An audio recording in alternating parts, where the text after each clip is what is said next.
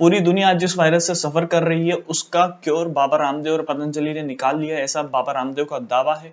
कल उन्होंने एक कोरोनिल करके मेडिसिन और ड्रग को लॉन्च किया है जिसकी रिकवरी रेट 100% है विद इन द 7 डेज और 69% है with in the 3 to 5 days. इस वीडियो में हम देखेंगे उनका ये क्लेम कितना सही है और 100% रिकवरी रेट के साथ अगर ये ड्रग उन्होंने लॉन्च किया है और अगर ये सच में कारगर साबित होता है तो बाबा रामदेव को नोबेल प्राइज ऑफर करना चाहिए, और अगर ये क्लेम फॉल्स है तो फिर उनके ऊपर लीगल कार्रवाई जरूर होनी चाहिए। क्वेश्चन ये उठ रहा है कि क्या ये इम्यूनिटी बूस्टर है या फिर सच में एक 100% रिकवरी के साथ कोरोना वायरस का क्योर है। कल कोरोनिल के लॉन्च पर बाबा रामदेव ने जिन इंग्रेडिएंट्स का नाम लिया कि हमने ये यूज किए हैं कोरोना वायरस के क्योर बनाने में, उन्हीं इंग्रेडिएंट्स का नाम वे ले रहे थे 8 अप्रैल के अपने वीडियो में, जब वो इम्यूनिटी कैसे हम बूस्ट कर सकते हैं कोरोना वायरस से फाइट करने के लिए। गिलोय के साथ साथ गिलोय तो पीना ही है सबको, अश्वगंधा जो आप मेरे सामने देख रहे हैं, फिर ये शतावर और सफेद मूसली। अब हम बात करते हैं इंडिया टुडे को दिए गए एक इंटरव्यू की जिसमें आचार्य बालकृष्ण बताते हैं कि कैसे कोरोना वायरस का क्योर जो है वो एक लास्ट स्टेज के ट्रायल्स में है। उनसे पहला क्वेश्चन पूछा गया कि कौन से स्टेट से जहां पर आप क्लिनिकल ट्रायल कर रहे हो, तो उनका कहना था कि गुजरात, उत्तर प्रदेश, राजस्थान, ऐसे उत्तराखंड जैसे स्टेट है जहां पर हम इसका क्लिनिकल ट्रायल कर रहे हैं। उन्होंने एग्जाम्पल के तौर पर मेरठ के 2 हॉस्पिटल के कुछ स्टाफ और डॉक्टर्स कोरोना पॉजिटिव कुछ कोई पेशेंट्स था उसके कांटेक्ट में आ गए थे। जो 70 लोग मेडिकल स्टाफ और डॉक्टर्स कांटेक्ट में आए थे किसी पॉजिटिव पर्सन के, उन्हें क्वारंटाइन किया गया था और उनके ऊपर हमने अपना ट्रीटमेंट किया था। यहाँ पर कहीं भी उनकी रिपोर्ट पॉजिटिव आने की बात नहीं है कि उनका हमने टेस्ट किया, उनकी रिपोर्ट पॉजिटिव आई थी, फिर हमने अपने मेडिकल ट्रायल्स किए और उसके बाद वे नेगेटिव आए थे 5-7 दिनों के बाद। लेकिन आईसीएमआर के थ्रू ये कुछ गाइडलाइंस है कि कैसे हम किसी भी पेशेंट को कोरोना वायरस टेस्ट कर सकते हैं, उसके लिए कुछ प्रोटोकॉल से वो फॉलो यहाँ पर नहीं किए गए थे। सिर्फ कांटेक्ट में आने से ही कोई पर्सन कोरोना पॉजिटिव हो जाता है, ये अभी तक भी प्रूफ नहीं है। कुछ डॉक्टर्स भी कहते हैं कि सिर्फ कांटेक्ट में आने से कोई कोरोना पॉजिटिव नहीं हो जाता है। तो इसलिए उनका ये क्लेम कि हमने 5 से 7 दिनों में उन लोगों की रिपोर्ट नेगेटिव आ गई थी हमारे ट्रायल्स के बेसिस पर, तो ये भी अभी संदेहास्पद लगता है। इस पर भी हम ट्रूली बिलीव नहीं कर सकते हैं। क्वेश्चन यहाँ पर यही उठता है कि क्या वो सच में कोरोना पॉजिटिव थे?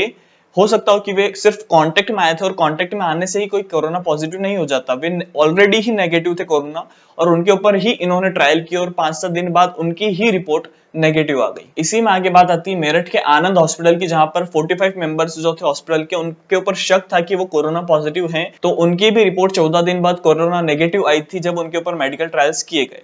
यहाँ पर भी वही क्वेश्चन आता है कि जिनका पहले से कोई प्रूफ है ही नहीं कि वो कोरोना पॉजिटिव है, उनके ऊपर आप मेडिकल ट्रायल्स करके बाद में ये कैसे कह सकते हैं कि वे हमारे ड्रग से कोरोना नेगेटिव आए लास्ट। वहीं मेरठ के सीएमओ मुख्य चिकित्सक अधिकारी, उनका कहना है कि हमारे यहाँ पर कोई डॉक्टर पॉजिटिव आया नहीं, पहले कोई पेशेंट आया था तो उसके अकॉर्डिंग हमने 14 डेज के लिए सभी को क्वारंटाइन कर दिया। उनका भी कहना है कि जब कोई पेशेंट पॉजिटिव आया ही नहीं और उसको फिर अपना मेडिकल ड्रग देकर उसकी रिपोर्ट नेगेटिव आई हो, ये दावा करना ये भी गलत है और उन्हें पतंजलि के बारे में कोई जानकारी नहीं है। इनफैक्ट सीएमओ से किसी भी पतंजलि के अधिकारी ने या फिर पतंजलि की साइट से कांटेक्ट करने की कोशिश नहीं की है कि हम आपके शहर में मेडिकल ट्रायल्स कर रहे हैं। कोरोना प्रोटोकॉल के अकॉर्डिंग किसी भी सिटी के जो सीएमओ रहते हैं वो उस सिटी में काफी ज्यादा सीनियर ऑफिसर रहते हैं और यहाँ पर सीएमओ राजकुमार पतंजलि के सभी दावे को नेग्लेक्ट कर रहे हैं और सभी को बता रहे हैं कि सभी गलत हैं, फॉल्स क्लेम्ड है। और इससे ये पता चलता है कि अभी तक जो ट्रायल्स किए हैं पतंजलि ने मेरठ के हॉस्पिटल्स में, जो दावा कर रहे हैं वो सभी उन लोगों पर किए थे जो इनकी रिपोर्ट पॉजिटिव आई नहीं थी पहले से या फिर उनका टेस्ट किया नहीं गया था कि ये पॉजिटिव है। कोरोना वायरस का फर्टिलिटी रेट काफी कम है, दैट मींस कि डेथ रेट काफी कम है,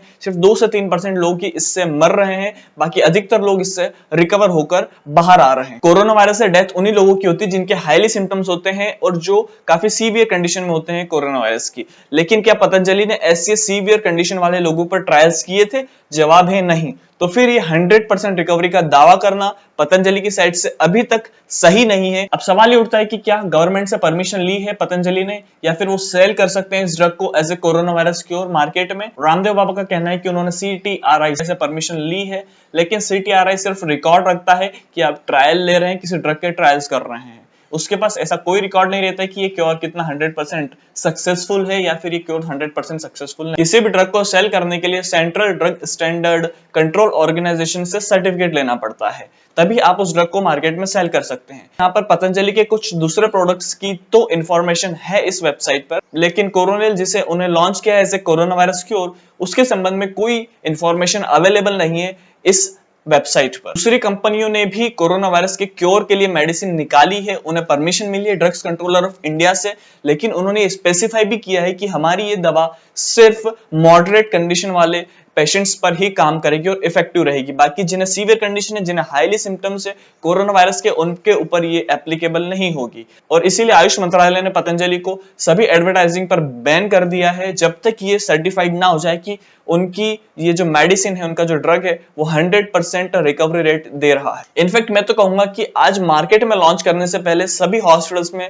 भारत के मेडिसिन पहुंचा देनी चाहिए ताकि वे जल्दी से जल्दी ठीक हो सकें। इनफैक्ट नेक्स्ट 7 डेज में हमें डेथ रेट कम दिखे और डेथ ना हो कोरोना वायरस से किसी की, तब जाकर ये प्रूफ हो जाएगा कि पतंजलि और रामदेव बाबा की ये दवाई 100% रिकवरी रेट दे रही है। दोस्तों, इस वीडियो में हमने क्या सही बोला, क्या गलत बोला, आप कमेंट में हमें जरूर बताएं। इस वीडियो को ज्यादा से ज्यादा लोगों तक शेयर करें, कमेंट करें, लाइक करें और सब्सक्राइब जरूर करें हमारे चैनल।